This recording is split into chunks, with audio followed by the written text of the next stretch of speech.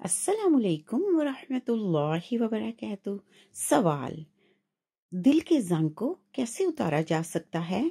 آئیے جانتے ہیں۔ دل کا زنگ صرف اور صرف ذکر سے ہی اترتا ہے۔ سوال: روح کی طہارت کیا ہے؟ آئیے جانتے ہیں۔ جسم کی طہارت پانی ہے، پانی سے جسم کو پاکیزگی ملتی ہے۔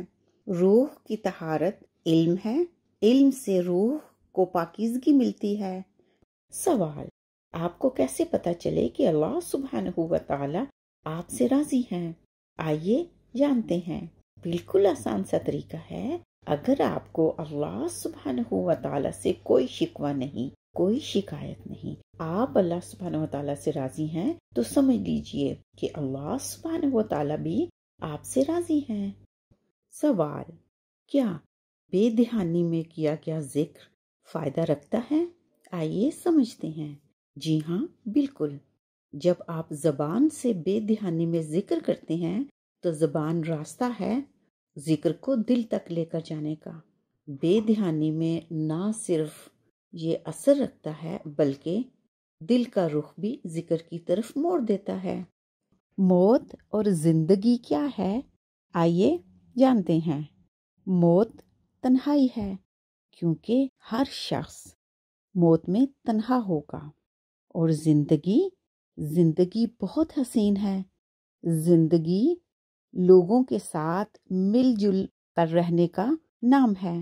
اللہ سبحانہ و تعالیٰ نے مختلف لوگوں سے آپ کی ملاقات کروائی تاکہ زندگی میں چار چاند لگ جائیں۔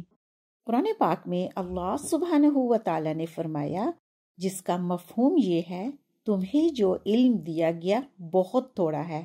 آئیے اس کو ایک ایگزامپل سے سمجھتے ہیں۔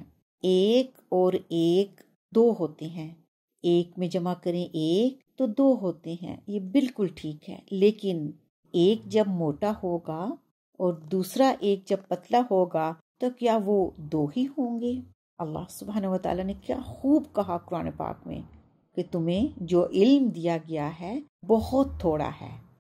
سوال: وسیلہ کیا ہے؟ آئیے جانتے ہیں۔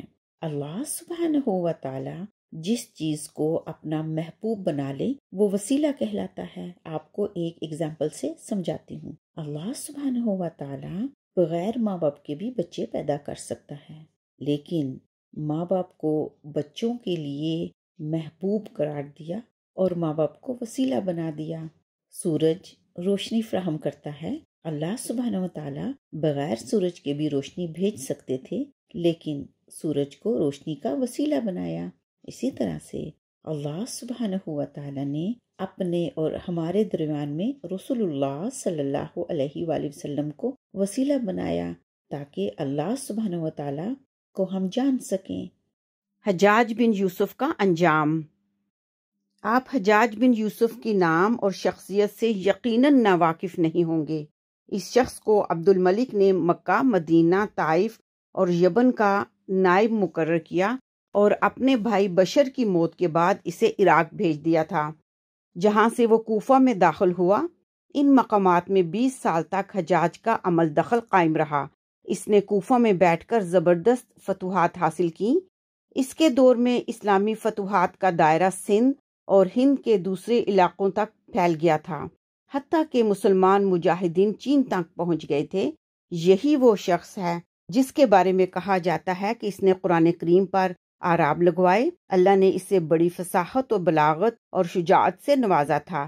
یہ حافظ قرآن تھا، شراب نوشی اور بدکاری سے بچتا تھا۔ یہ جہاد کا دھنی اور فتوحات کا حریص تھا، مگر اس کی ان ساری خوبیوں پر اس کی ایک برائی نے پردہ ڈال دیا، اور وہ برائی ایسی کہ تمام خوبیوں پر چھا جاتی اور تمام اچھے اوصاف کو ڈھانپ دیتی ہے، اور وہ یہ برائی تھی ظلم۔ حجاج ان تمام خوبیوں کے باوجود بہت بڑا ظالم تھا۔ اس نے اپنی زندگی میں خونخوار درندے کا روپ اختیار کر لیا تھا۔ ایک طرف اس کے دور کے نامور مجاہدین موسیٰ بن نصیر اور محمد بن قاسم کفار کی گردنیں اڑا رہے تھے، اور دوسری طرف وہ خود اللہ کے بندوں، اولیاء اور علماء کے خون سے ہولی کھیل رہا تھا۔ امام ابن کثیر نے البدایہ اور نہایہ میں حشام بن حسان سے نقل کیا ہے کہ حجاج نے 1,20,000 انسانوں کو قتل کیا ہے۔ اس کے جیل خانوں میں ایک دن میں 80,000 قیدی بیک وقت رہے ہیں۔ ان میں سے 3,000 عورتیں تھیں۔ اس نے جو آخری قتل کیا وہ عظیم تابعی اور زاہد پارسا انسان حضرت سعید بن جبیر رضی اللہ تعالی عنہ کا قتل تھا۔ انہیں قتل کرنے کے بعد حجاج پر وحشت سوار ہو گئی تھی۔ وہ نفسیاتی مریض بن گیا۔ جب وہ سوتا تو حضرت سعید بن جبیر رضی اللہ تعالی عنہ اس کا دامن پکڑ کر کہتے تھے، اے دشمن خدا، آخر تو نے مجھے قتل کیوں کیا؟ میرا جرم کیا تھا؟ جواب میں حجاج کہتا تھا، مجھے اور سعید کو کیا ہو گیا ہے؟ یہ وہ اندر کی آگ تھی جو جب بھڑک اٹھتی تو امن اور سکون سب کے سب راکھ کر دیتی۔ اس کے ساتھ حجاج کو ایک بیماری لاحق ہو گئی۔ سخت سردی کلیجے سے اٹھ کر سارے جسم پر چھا جاتی تھی اور وہ کانپتا جاتا تھا۔ آگ سے بھری ہوئی انگیٹھیاں اس کے پاس لائی جاتی، وہ اس قدر قریب رکھ دی جاتی کہ اس کی کھال جل جاتی، مگر اسے احساس نہیں ہوتا تھا۔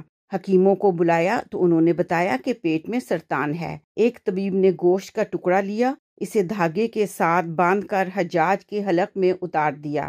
تھوڑی دیر بعد دھاگے کو کھینچا تو اس گوشت کے ٹکڑے کے ساتھ بہت سارے کیڑے لپٹے ہوئے تھے۔